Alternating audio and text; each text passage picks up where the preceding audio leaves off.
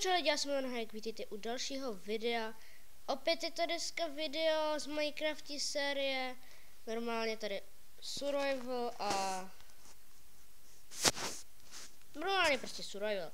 Já jsem se, že to nemusím nějak zdržovat a můžeme se rovnou vrhnout na to. Takže jdeme na tu. A tak. Survival, tady. Tak. V minulém díle jsem to tady trošičku předělal. Já mám nový skin, pokud by se z vás někdo nevšiml. Tak mám takovýhle skin. Herobrine. Takový pěkný Herobrine. Jako, jsem to špatnýho. A tady to je takovej krčíl. Postavil jsem si tady domek, jo, ještě něco.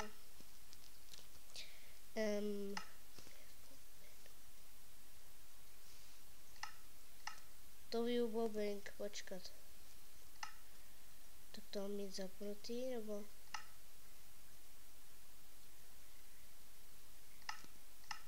What?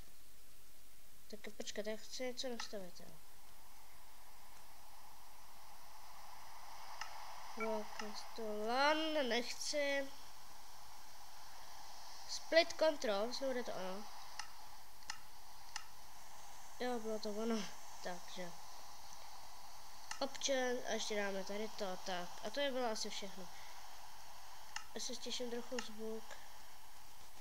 Tak, co tady mám nového? Mám tady jenom takhle postel, kde mám samozřejmě spawn point, uložený už. A tady čestu, ve které mám docela blbosti. Samozřejmě krafťák.